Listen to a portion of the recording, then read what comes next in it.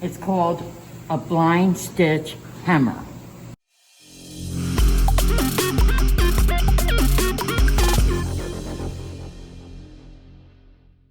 What you do on the top, which is the inside of the garment where your hem is, it doesn't show on the outside.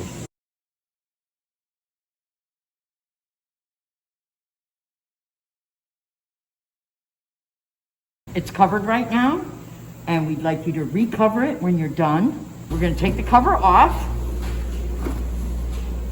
And to turn on the machine, the switch is over here, so you just turn it on. The light goes on. All right, so first we're going to thread it. We don't want this to sit on the thread. And right now I have green in there. And normally I tell all my students to cut the thread here, but let's say it didn't have, and you would tie on your new color, but let's say we don't have any color in it. And I'm going to do black because I'm going to do this fabric right here for the demonstration, and a few other weight fabrics also I brought over. It does not work on super heavy fabric like jeans. You would not hem your jeans on a blind stitch hammer. It's for lightweight fabrics mostly, and maybe upholstery fabric. You could do curtains or sheers, a gown or a dress, or even your sleeves, because this opens and then you put a smaller thing like a pair of pants that are narrow, or a sleeve that's narrow. It has a free arm. Okay, but majority of the time we leave this closed. Okay, so to thread it, it's not that hard. So the thread would come from the back, of course, on this loop, and then it goes right over here. I'm holding the thread so it doesn't disappear, and then grab it and pull. We want to go around the tension in the back, and then you have to go through that hole. That's why I like to keep machines threaded and just tie on new colors, because it makes it much easier. Yay! Okay, so it's in. Now, this is the tension of your loops, and you'll see that when I go to sew. And this is the penetration that it grabs the other side of the hem, the side that would be the right side of the fabric. This is your penetration dial. This is your tension, which is the tightness or the looseness of the loop, okay? And you'll see once I do the video, once I show you. This goes up and around and through this hole, or you can thread it through the hole. One more until we get to the needle. And it's right here. This one goes down. Okay, so that's threaded. And now we need to go to the needle. Now, I know I open this up so I can get closer to that needle. You need to have it in the upmost position. As you can see, the hole to the needle is very high. So we want to cut it and make it a sharp cut. And use your tweezers for this because you can't get your fingers in there. You can lower this with your knee. This is how you get the fabric in and out also. But right now I need to get my fingers in there, so it's better to have it down. And a lot of people wet the thread. It's not a good idea because it actually swells it. And I'm in there. Come on. Come on. This thread is cheap thread. There we go. Okay. So then you take the tweezers and get it to that point. But if you tie on a new color, your knot should go right through that needle. It is a very small needle, but most of the time we're working on very small. So it's only a top thread. There is no bobbin, okay? No bobbin for this. It works on the top of your... There's also a lever over here for 1-to-1, which is one loop to the next loop, and 2-to-1, it skips a loop. Normally, I don't use the 2-1. I use the 1-1 at all times. You might find that for some fabrics you need that. Every once in a while, when the needle breaks, we'd have to replace it. There is a screw right here that you loosen. The new needles are over in our drawer, which there's oil. We're only gonna oil it once in a while. There is also a manual in there, so if you don't know how to thread it, it shows you. And there is packages of needles and little screwdrivers and a big, nice long one. And that's about all that's in there that you need. There's no razor or anything. It is just the needles, and the needles are shaped curved like that, so they're much different than regular needles. And I would probably call somebody over if you break the needle, but they really don't need replacing for years. They're not like a regular sewing machine where they get a burr on it and it has to be replaced often. This does not have to be replaced that often until it's just not catching the fabric or something, but most of the time you don't have to, but let me show you anyway. They are curved. So you unscrew this screw right here, and that would be what this is for. So it fits right in there. So you unscrew that, take out the old needle and put it in. Just make it go up as far as it goes and tighten it. So I'm getting ready to do a hem, and all I did was take some flat fabric. I pressed it the other day. Now you could easily serge the edge, but I chose to just, I already did some stitches here. If you want to take it out, you just pull the unloop, the straight piece, and look at that, it comes right out. In case you make a mistake, that's how you get it out. Okay, so anyway, I just pressed it once, and then my hem, I made like 1.5 inches or 1 3/4 inches, I'm not sure. So I folded in half, and this over here, this fold right here is my hemline. So we do not want to start right at an edge, and normally this would be a dress or a pair of pants, so it would be all one piece. So you're going around in a circle. We work from the inside of the garment, not the right side, okay? So we're gonna go in a little bit because it doesn't do good on edges. You can have your guide piece in here. I don't know if you can see it, that little black thing. You could have that guide right along your hem here, okay? Do you see that little piece? That little black square? I don't know if you can see it. Can you see it? Yeah, that right there. That is at the edge of your fabric. Or you can even have it go in a little more. But that's exactly where your needle is going to hit. I'm going to sew a little bit so you can see. I'm going to sew on the fabric here or catch it over here. Either way. It goes very fast because it is an industrial. Okay, so let's sew and see how we do. Because you don't know until you test it how it's going to do on your fabric. So there I was inside. I'm just going to cut off that first thread. I was on top. Now I'm going to go to the edge of my fabric. It also has a lifter here, and you can move this, but I wouldn't move it too much. Okay, so now I'm lifting it. But I'm going to take it out in a minute just to see how it's catching, because I might need a little more penetration. It's a very thin fabric.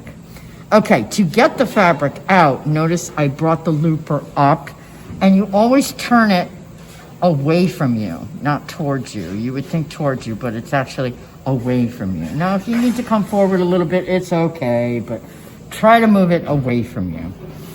Okay, so to get it out, we need to let go of the loop. Okay, get your fingers under there as soon as possible to grab the loop and the fabric. Okay, so then you pull it out, you cut it, and we have a loop and a straight piece. If you don't lock it, it will come all out. And if you can see the outside of the garment, you can hardly see it. It's blind. That's why they call it a blind stitch hammer, okay? So you always need to test it. I'm sorry, I've been doing this for 44 years or more. it's still a testing process, okay? So in order to get it out, you have to cut the loop and the straight at an angle. Okay, so I'm catching the loop and the straight on an angle, okay? Whatever sticks up, not the loop, because the loop would lock it. Pull, pull, pull, it's all coming out. Look at that. At this machine, you're gonna need tweezers, your scissors, of course, to cut the thread, and sometimes you need a ruler.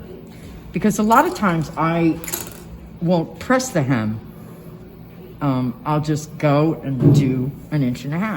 So I need my ruler, or 1 3/4 inches. So I need my ruler to constantly measure and make sure I fold it up enough. But you, as a beginner with this machine, maybe you'd like to press it down. Okay, so we need a little more penetration. So I turned the dial to more. It was on 0, and I turned it to more. And I'm gonna go to 4, 5, 6, let's say, all right? So I'm gonna show you how to use this little item here, okay? It moves this lever over so it lifts the fabric up. Okay, so again, the lever on our knee pulls down this portion of the machine so that you can get your fabric in, okay? All right. So I want my little stitch guide on the edge of the fabric. See how it's on the edge now? Very hard to see, but I hope you can see it in the video. And then this thing, which is adjustable, if we move it over just a hair, it actually lifts up this edge for you. Okay, so now we're gonna move forward. See how it's lifting it up? It's a little too far. I'm gonna go in just a hair. Okay, and it lifts up that material for you, okay? And we found that this works better for this lighter fabric. Again, to take it off, loosen that thread from this looper, that's what it's called, the looper, and then pull it out, get your fingers under there, and hold on to the loop and the thread, and pull it out, cut it, okay? And now you have a straight and a loop. You actually want to lock it, pull the loop, that small loop, I'm pulling it. Take it all the way out, now it is locked. It won't undo when you pull the thread, and you can cut this, okay? Your beginning thread, which is over here, is already locked because it's going in the other direction, okay? So this is the end of it, okay? This one, you can just cut because it's already locked. Okay, so that's locked. Just cut off these loose threads. And let's see how it looks on the outside. Like I said, it can be loopy. Looks pretty good. I think it's the fabric. Looks pretty good. You can barely see those stitches, it's blind. Okay, so I'm gonna put a little bit heavier fabric in here. This is black also, so I don't have to change the thread just yet, but the next fabric I get. This is like a bonded wool. It's gonna work great on this, okay? This happens to be the salvage of the fabric. I'm just gonna fold it up and show you how to use your ruler. You always want the hem edge to be this way. Okay, so then you can take the ruler and measure it. I guess you could work that way, but it'd be a little more difficult because don't forget your whole garment's gonna be that way. Okay, so you'd rather have your garment or curtain that way. That's what the table is for, okay, for all your fabric. Okay, so it's always better to have this way. Okay, so we're gonna lift up our knee to lower our lever here. And this edge is already finished. It's the manufacturer's salvage edge. So I'm using that as a hem, okay? But let's do a measurement. I got 2 1/4. We're gonna stick with that.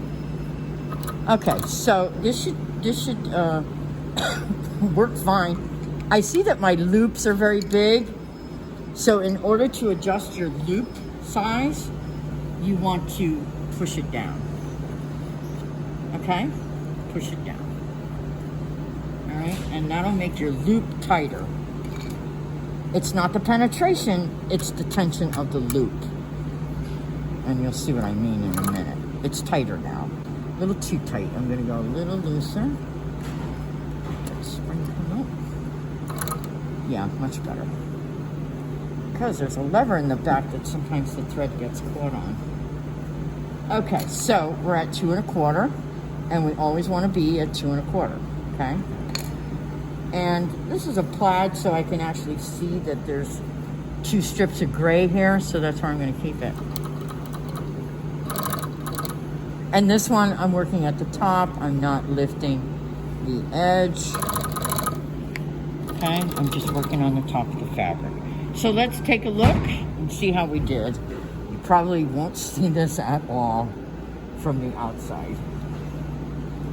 Okay, so we have a loop and a straight. We want to pull the loop. Okay, cut it, it's locked. And look at how nice that stitch is. Now let's look at the outside. Oh, you can't see it at all. Once you press up, it's gonna be gorgeous. Absolutely blind.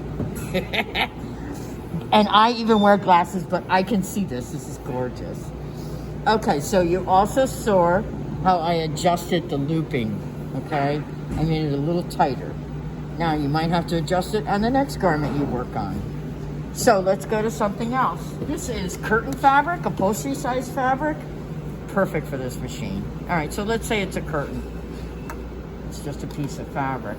So you want to cut the thread over here, actually. Okay, so cut it here, take it off.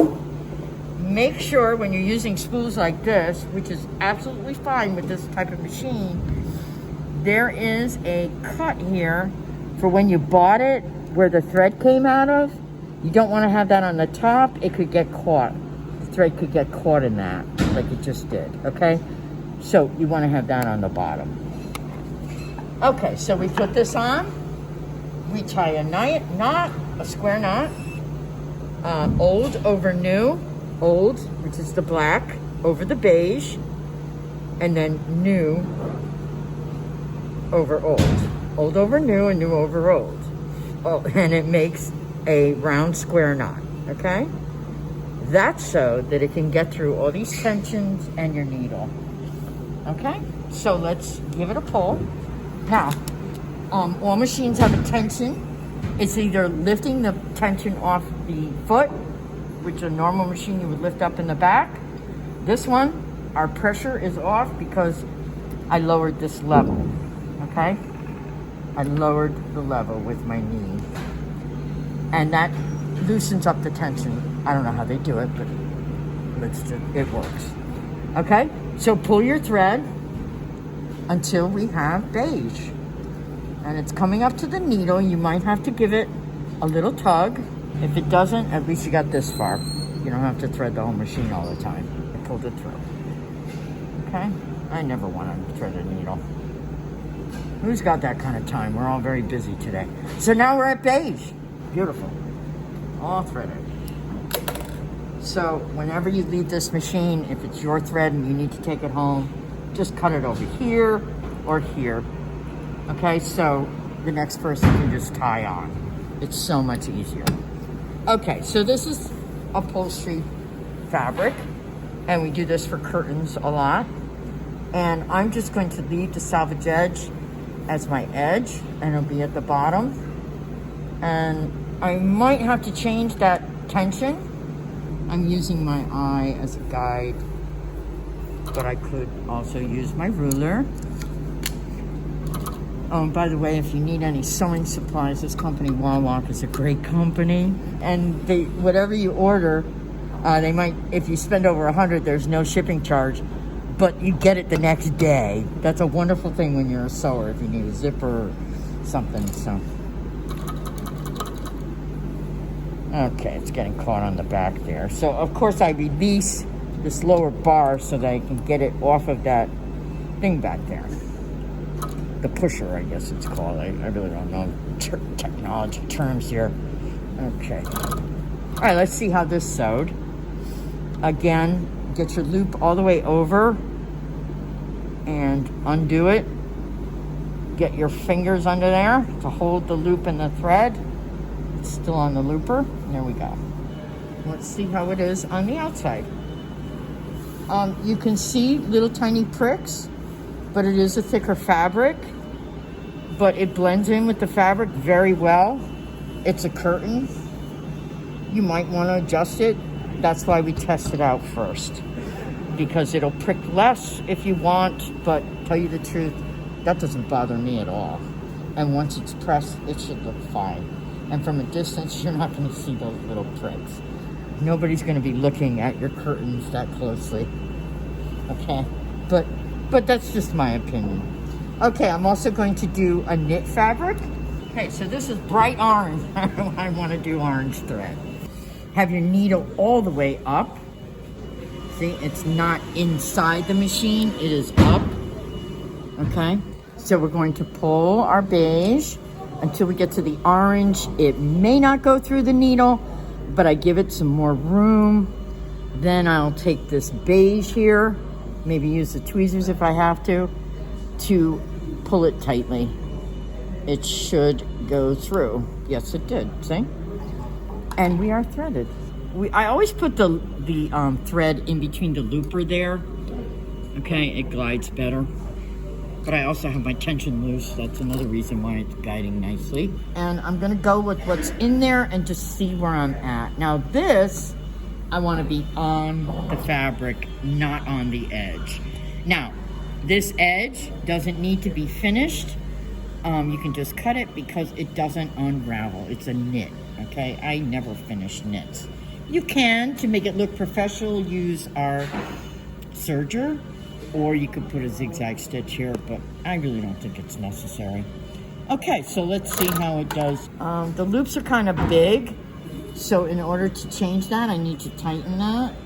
But let's see how it looks on the other side. Okay, it gives a little more lift. You can tell that it's puckering. A lot of that'll press out, but we want less penetration. Okay, so we're going to move the penetration to less. And I would go about 3 or 4 down just to try it. Let's go with 6. It was on 9. It's still catching, but it's less penetration. Okay, let's see how we did here. So remember to turn the dial to the back. Okay, we're gonna lift the loop up as far as it goes. Slide the loop off, and then get your fingers underneath and grab the loop and the thread at the same time. Okay, so I think I showed enough times to lock it. That means pull the loop. Okay, that's locked. It will not come out. Okay, you don't have to shut off the light. You do have to shut off the machine and the light will go off by itself. And then of course, you have to put the cover back on. And I made these covers a long time ago. Keep that dust on. Let's go over to the ironing board and I'll press this and you'll see how well it looks. But if I put this hot iron to this, it might melt. So let's just take a little bit of fabric hanging here. And it's like my press cloth. Nice. You can barely see those stitches. And the puckers come out when it's pressed. So enjoy the new machine we have. It's a blind stitch hammer.